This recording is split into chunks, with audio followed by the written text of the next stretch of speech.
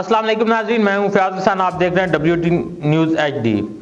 आज हम बात करेंगे दो डिफरेंट जलसों के ऊपर, जिनमें एक कामोकी में था इस्तेकाम पाकिस्तान पार्टी की तरफ से, जो तकरीबन 16 कनाल जगह के ऊपर था, 2 एकड़ के करीब जगह थी, जिसमें बकौल उनके 4000 कुर्सियाँ थी। लेकिन अगर हम उसकी फुटेज देखें तो उसमें ना वो जगह जगह पर आपको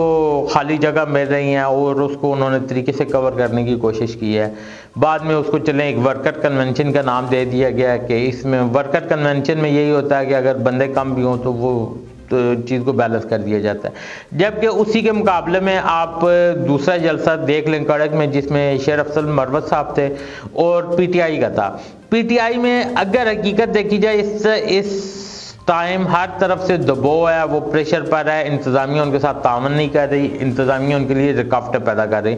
लेकिन इसके बावजूद अब इनकी तीसरी लेयर के जो लीडर है, जब वो भी जलसा करते हैं तो वो एक बड़ी पार्टी के जलसे के मुकाबले में बेहतरीन जलसा होता है। यानी अब PTI के मुकाबले में अगर आप किसी बड़ी पार्टी के आला क़यादत का जलसा देख लें, वो शायद छोटा होगा। और PTI के जो तीसरी लेयर है, वो लोग जो PTI में इमरान खान साहब की मौजूदगी में, जिनको पहली नशिस्तों पर बैठने ही नहीं दिया जाता था, जब वो लोग भी जलसा करते हैं तो वो इन बड़े बड़े लीडरों से बहुत बेहतरीन जलसा कर लेते हैं। इसी तरह आप कड़क के जलसे की उसकी आप फुटेज देखें, उसको आप देखें, और उधर से आप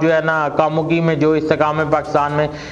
पार्टी का जलसा हुआ था या वर्कर कन्वेंशन हुआ था, जिसमें अलीम खान साहब और जंगीर खान तरीन साहब ने शिरकत की थी। इन दोनों जलसों को देखें तो आपको हंसी आएगी कि एक तरफ शायद इतनी बड़े लीडर होकर जो जलसा कर रहे हैं, वो इतने तो शायद आप अगर चावलों की 4 देगे बांट रहे हो तो इतने बंदे जमा हो जाएंगे। जबकि दूसरी तरफ जिस तरफ हर तरफ इंतज़ामिया की सख्ती है, रुकावटें पैदा कर रही है, उसके बावजूद इतने लोगों का शरीक होना, और वाकई कड़क की तारीख में तकरीबन सबसे बड़ा जलसा है। इतना बड़ा शायद खान साहब भी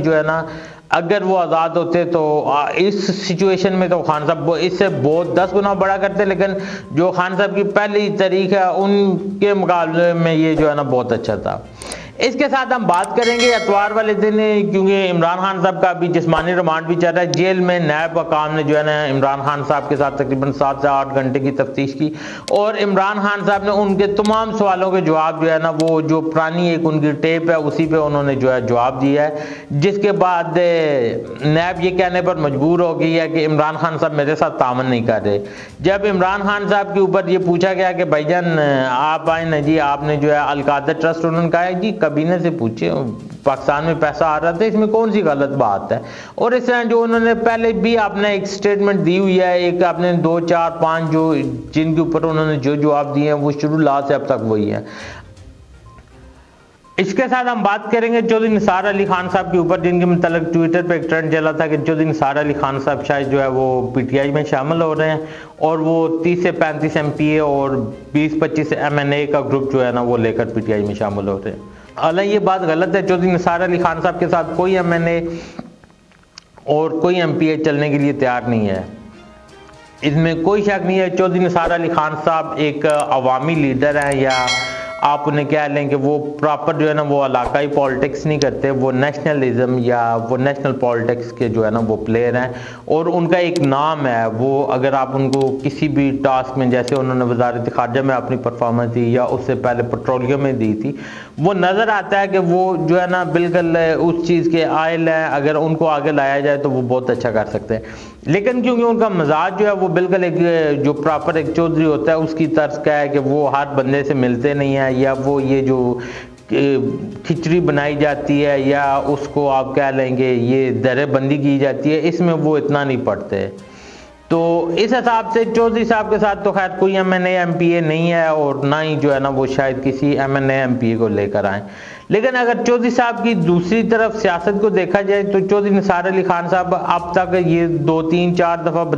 जो उन्होंने इंटरव्यू दिए उनमें उन्होंने कहा है कि इमरान खान साहब मेरे क्लास फेलो थे, वो मुझे ऑफर करते रहते हैं। और अभी तक की जो पोजीशन है, अब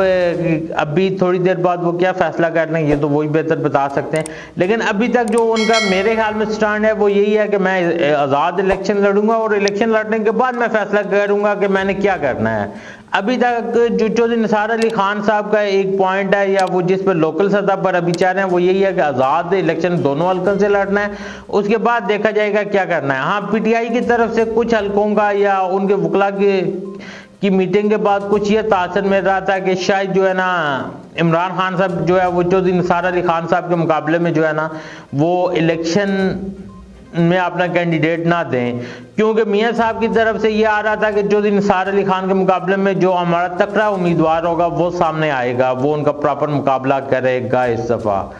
तो इस हवाले से वो ज़रूर कुछ चमकोइयाँ थी कि चौधरी निसार अली खान साहब शायद पीटीआई में शामिल हो रहे हैं, लेकिन ऐसी बात नहीं। हमारे कुछ सीनियर सहाफ़ी हैं, लेकिन कम अज़ कम उन्हें कोई चीज़ भी इस तरह जो है ना वो करने से पहले सोचना चाहिए। इसके बाद हम बात करेंगे इंजीनियर अली भाई के ऊपर और मुफ्ती हनीफ कुरैशी साहब के ऊपर। इसमें कोई शक नहीं है, मुफ्ती हनीफ कुरैशी साहब भी साहिब इल्म है और इसमें भी कोई शक नहीं है इंजीनियर मोहम्मद अली मिर्ज़ा साहब भी जो है ना वो साहिब इल्म है। तो मेरे ख्याल में या तो हम इन दोनों को मुनाजरों का या एक दूसरे को चैलेंज देने के जो वाक़यात हैं उनको ख़त्म करना चाहिए, क्योंकि इंजीनियर अली भाई भी बार बार जब भी बात होती है वो कहते हैं कि ये जो है ना ये इनको वक्त क़यामत तक का है और आ जाएंगे भाई, लेकिन जब कोई आता है तो वो अपनी एकेडमी के गेट बंद करके जो है ना वो बैठ जाते हैं। इससे पहले आप तारक मसूद साहब का वाक़या देख लें, जब मुफ्ती तारक मसूद साहब जो है इंजीनियर साहब के लिए कराची से आए थे जेलम, तो तब भी इंजीनियर साहब ने जो है ना वो दरवाज़ा नहीं खोला था या उनको कोई रब्ता नहीं किया था। उसके बाद जब मुफ्ती हनीफ कुरैशी साहब कल गए हैं वो तो खैर उनकी एकेडमी के गेट तक गए थे, तो इंतज़ामिया ने भी उनको आगे नहीं जाने दिया और उसके साथ बाकी भी जो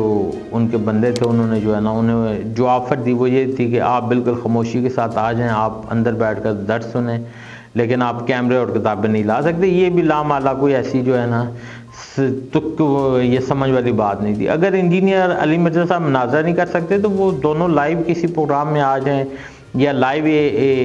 किसी एक के चैनल पर बैठ जाएं, दोनों जो है ना अपनी तरफ से दलाइल दें, उसके ऊपर बात कर लें, दोनों अपनी अपनी बुक्स जो हैं वो और अपने अपने कैमरों के साथ जाएं। अला हनीफ कुरैशी साहब की इस बात को मानना पड़ेगा, उन्होंने बड़े तम्मल के साथ जो है और उन्होंने जुम्मे वाले दिन ही कह दिया था कि कोई बंदा भी जो है ना हमारी तरफ से जेलम ना जाए, कि वहाँ इंतशार का ख़तरा ना हो या उनकी तरफ से कुछ, क्योंकि इंजीनियर साहब की जहाँ पर अकेडमी है उसके बिल्कुल सामने ही जो है सास अदारों के कुछ ऑफिस वगैरह भी हैं, जिसकी वजह से थोड़ा सा जो है ना अदारों ने भी देखना होता है कि यार ये क्या इधर जो है ना ज़्यादा रश ना बन जाए। लेकिन अब मेरे ख्याल में इस कटाकटी को भी निकल जाना चाहिए कि इंजीनियर भाई भी जो बार बार मुख्तलिफ मौक़ात पे फ़िक्र को उलमा के ऊपर या उनकी बुक्स के ऊपर जो एलिगेशन लगाते हैं और उसके ऊपर बात करते हैं, तो लामाला किसी न किसी ने उनका जवाब देना है। जैसे उनकी तरफ से जवाब दिया गया था मुफ्ती